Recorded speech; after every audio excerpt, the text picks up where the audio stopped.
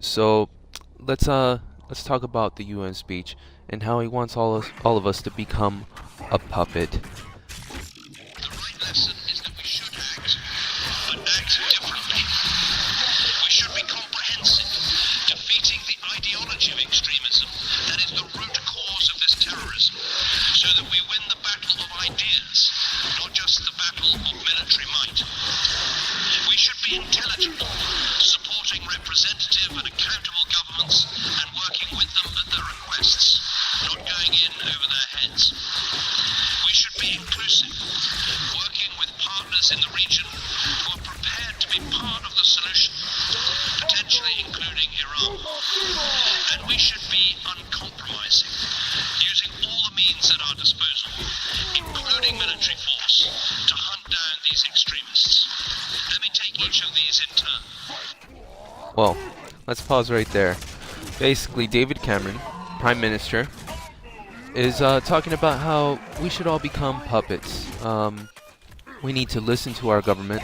We need to really help them talk to us and communicate us their message and absorb it in our little spongy brains so we can believe every word they say.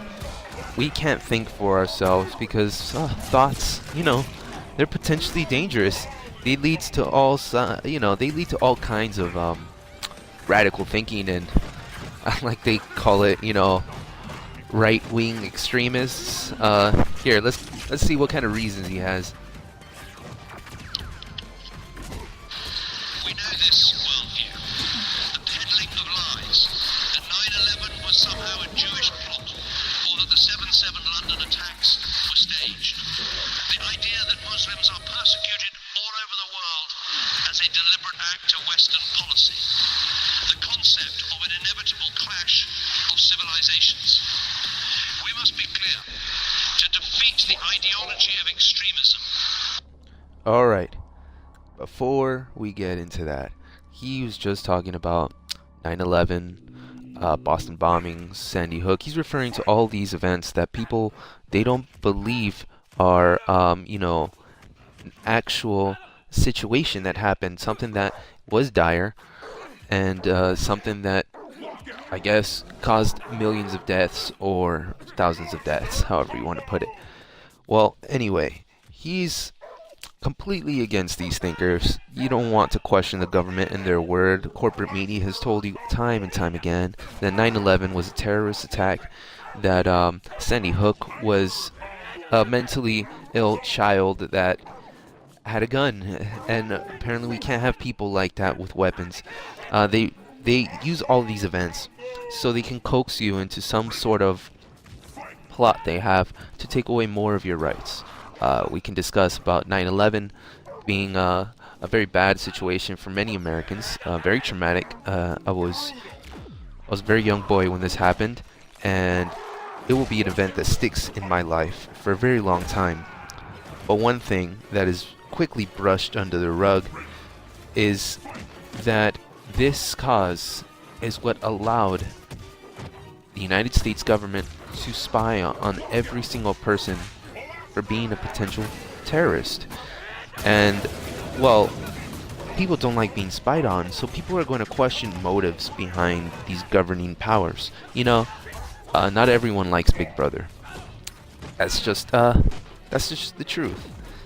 And so, well, he goes on to say, how can we fix this problem? How can we get people to stop asking these ridiculous questions? Come on, Well, here are his thoughts. We need to deal with all forms of extremism, not just violent extremism. For governments, there are some obvious ways we can do this. We must ban preachers of hate from Ban coming to freedom our of countries. speech. We must prescribe organizations that incite terrorism against people at home and abroad. Start molding thought. We must work together to take down illegal online material like the recent videos of Any ISIL rebellion murdering will be hostages. squashed. And we must stop the so-called non-violent extremists from inciting hatred and intolerance in our schools, our universities, and yes, even our prisons. And now they're talking about Of course, some censorship will argue globally. that this is not compatible with free speech and Here comes the fear intellectual porn. inquiry. But I ask you, would we sit back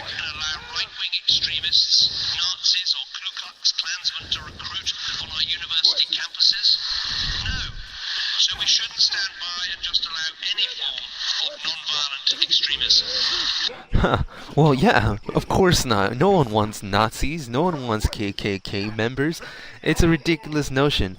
But now he's using these extremities. He is becoming an extremist when he's talking about how we can't have people like Ku Klux Klan members and potential Nazis walking around trying to recruit people. Hey, you want to sign this petition? I'm a Nazi. You can become a Nazi too.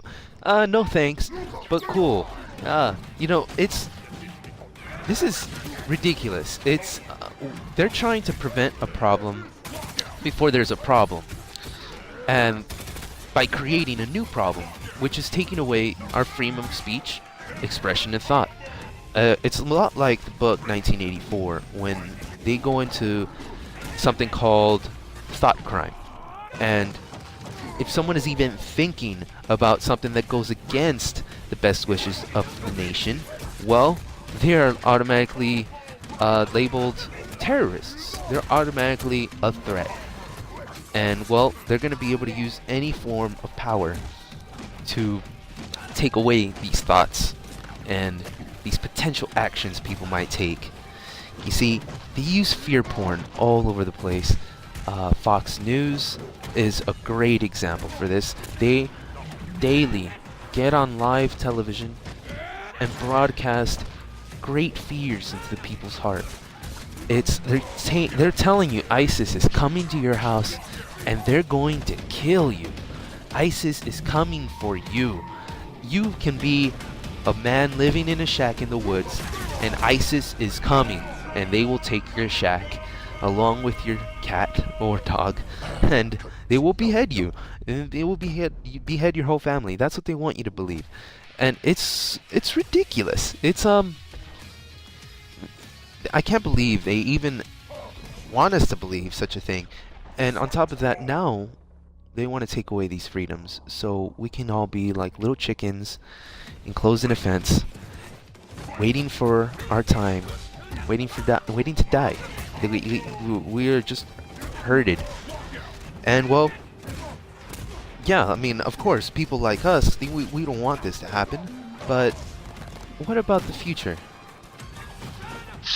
We all need help, and to help them with programs that channel young people away from these poisonous ideologues. And we need the strongest possible international focus on tackling this ideology, which is why here at the United Nations, the United Kingdom is calling for a new special representative on extremism. Well, there you go. The United Nations has taken upon itself to appoint a new entity to enforce these ideologies into people's brains, into young children. They want to stop extremists from preaching their word, from telling their own thoughts. But it's perfectly fine for them to go to the extreme and embed these thoughts in children's brains, have them washed from a very young age to grow up believing in Big Brother and never saying a word. Does this sound quite familiar? It should. This is some NWO stuff, really. Well, he goes on to say, what else do you have to say, Mr. Cameron? But Freya needs what Iraq needs. An inclusive, representative, democratic government that can look after the interests of all its people. Okay. He's talking about we need to give Iraq and Syria, basically the Middle East, an inclusive government and a democracy, right? Something that we have, of course. Everyone here has a say. Oh, well, what's this about free speech going away? Oh, never mind that. Don't worry. Democracy, everyone gets a word. Nothing's wrong. Do you guys understand that? Like, he's talking about bringing exactly these rules and regulations to other countries. It sounds like colonization to me, doesn't it? Well, I don't know. It kind of does. Let's see what he has to say about that. Finally, when the safety and security of our people is at stake, we must be uncompromising in our response. citizens at home. For our part in the United Kingdom, we are introducing new powers to strengthen our ability to seize passports and stop suspects from travelling, to allow us to strip British identity from dual nationals and temporarily prevent some British nationals getting back into our country, to ensure that airlines comply with our no-fly lists and security screening requirements, and to enable our police and our security services to apply for stronger locational constraints on those in the UK who pose a risk. All right. Well, let's talk about that. He wants to make the law much more powerful. It's going to enforce and oppress anyone who wants to say anything on a social media website, YouTube, like I am doing this on Twitch, but I will be putting this on YouTube. He wants to control the people's opinion. So let's say there's a man with a radical ideas, something for proper change, I guess like Obama promised. Well, he's a terrorist, and we can't let a terrorist board an airplane. God forbid, right? He might bring his terrorism to other places. Well, and then he goes on to say about law enforcement and making them even stronger. And he says UK specifically, very quickly, because UK is the testing ground. This place is the beginning of pretty much, I don't want to say beginning of the end, but this is where it all starts. You know, the UK is another nation just like the United States, and their rules will eventually merge over here. We will have this form of censorship, this form of law. We already have a law that kills innocent people with their hands up. It's ridiculous. And, you know, on top of all this diplomacy, and talk about humanitarian plans as well as moral standards, this is the ultimate plan to help Syria, Iraq, and the whole Middle East from this new ISIS Holocaust that's coming our way. I am therefore recalling the British Parliament on Friday to secure approval for the United Kingdom to take part in international airstrikes against ISIL in Iraq. My message today is simple. We are facing an evil against which the whole of the world should unite. And as ever, in the cause of freedom, democracy and justice, Britain will play its part. Thank you. Oh man. Now, I don't know what you're thinking, but what I'm thinking is, if the United States has already launched a full-blown mission over to Syria to bomb them, and England is bombing Iraq, this just seems like a hostile takeover.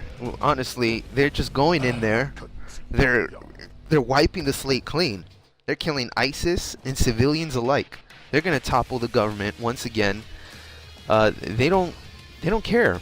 They don't care about who they kill and what they destroy. This is all a plan, a resource war. You see, these people, they don't care about people. They care about money and oil and lithium and opium. They care about these resources that keep us oppressed as people. We work day and night very hard to fight for these freedoms, to fight for these commodities that we need or we use or want. And these people are taking advantage of that, of our needs, of our hearts, to go into other countries and just destroy their nation and take their resources. And while we are here sitting on our couches, all nice and pretty, with nothing to worry about, there are people dying far worse than the people you see here on my screen.